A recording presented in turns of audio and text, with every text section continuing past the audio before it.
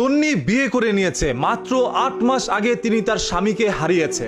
8টা মাস না কাটতে তন্নি আবার বিয়ে করে নিল। মানে মেয়ে মানুষরা সবই পারে ভাই। মানে মেয়ে মানুষরা একটি ছেলেকে ভুলে যেতে বেশি দিন সময় লাগে না। এই যে কিছুদিন আগে একটি টক শোর মধ্যে তন্নি বলেছিল, তুমি যদি দুনিয়া থেকে কখনো চলেও যাও, আমি আর কোনোদিন বিয়ে করব না।